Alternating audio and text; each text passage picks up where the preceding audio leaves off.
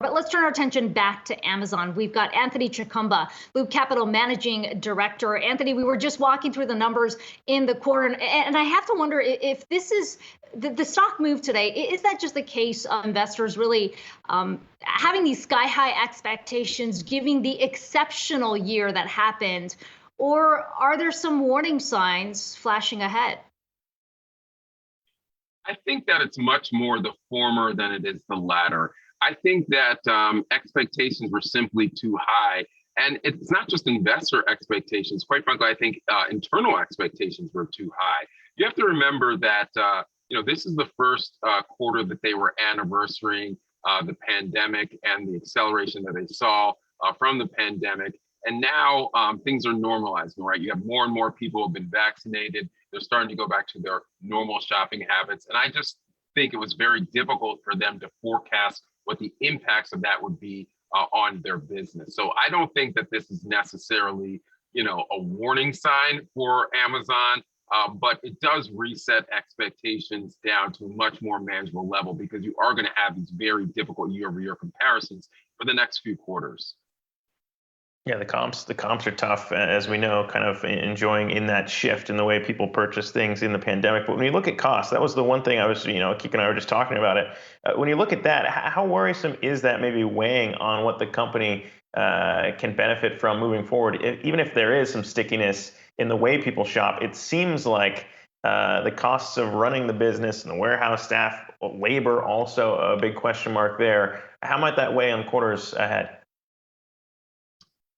When it comes to costs and Amazon, I worry a lot less about those because a lot of that is investments that they're making ahead of future growth, whether that's investments in final mile delivery, whether that's investments in AWS. And Amazon's track record of getting a return on their investments is quite good. So it's not something I'm necessarily worried about. Look, wage pressure is definitely a thing, but I think that they'll be able to at least partially offset that by higher revenues because if wages are going up, then prices of products are probably going to be going up as well. So what do you think are the realistic expectations for Amazon moving forward? I mean, the reality is we have continued to see big growth for online store sales for the company. But we did hear from the CFO yesterday who said, look, people aren't just spending as much time online. I mean, when you talk about resetting expectations, is this more in line with what we're likely to see for Amazon moving forward, regardless of how they shift things around with Prime Day, regardless of some tweaking in terms of drumming up more interest within the platform?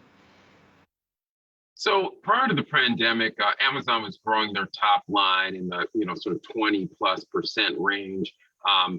I think we're going to get back to more to those type of numbers, maybe even a little bit less than that, because the other issue with Amazon is just the law of large numbers, right? I mean, we just saw a third consecutive quarter in which they did well over $100 billion in sales. It's just hard to continue to grow at the rates that we've enjoyed in the past when you become that large. But one thing to consider, and one thing I was just sort of calculating. So Amazon, the earnings that they generated last quarter, so in the second quarter, was 2/3 of the earnings they generated for all of 2019. I mean, that's just a staggering number when you think about it. So yeah, is growth slowing? Absolutely. Should we expect that to continue? Absolutely. But let's not forget that this is a company that's just generating a ton of net income and continues to be a bigger and bigger player in our everyday lives. Yeah, I suppose there would be alternatives for investors out there looking to invest in tech here. And as you noted in your reaction to what we saw on the earnings call there, bears might point to a drop in margin, particularly in the cloud business. The cloud numbers from the quarter were stronger than expected. I mean, does that maybe point to some increasing pressure as Google and the like start to catch up on the cloud side? I know Microsoft's been pushing ahead on that front. I mean, is that maybe an area that there is some truth to increased pressure actually resulting on the company's financials this time around?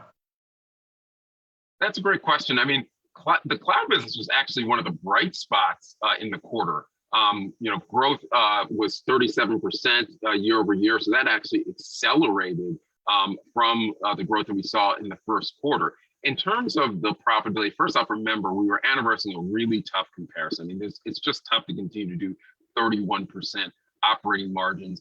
And I think that the declining profitability, a lot of it's just a function of mix. As Amazon goes after more and more kind of large enterprise cloud business, that's just less profitable business relative to getting another startup to host their servers on AWS. So it's not necessarily something that I'm concerned about. The other thing to think about in terms of cloud, it's not necessarily a zero-sum game. I mean, the total addressable market is massive, and it's only getting larger as more and more companies of all sizes realize the benefits of cloud versus on-premise. And Anthony, finally, we're talking about Amazon today, but we've turned to you a lot over the last 6 months to talk about the meme trade. Obviously, somebody who used to cover GameStop. I'm just curious what you make of Robinhood's debut. We saw it decline 8% yesterday. Is this just a symptom of the structure of the IPO? I mean, what's your sense on why we saw a less than stellar debut? Yeah, that's a great question.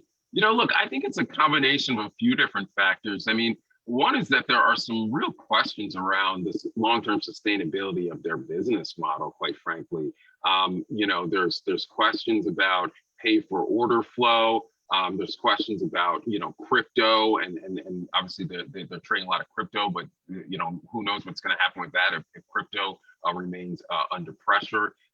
And then it almost seems like with some individual investors, there was almost like a backlash. It was almost like their chance to get revenge on Robinhood for what happened in January, when they had to restrict trading in meme stocks. Now, what these individual investors don't understand, well, quite frankly, there's a lot of things that they don't understand. But that was not Robinhood's decision. I mean, it was based off of the companies that were clearing their trades, and they just didn't have the collateral.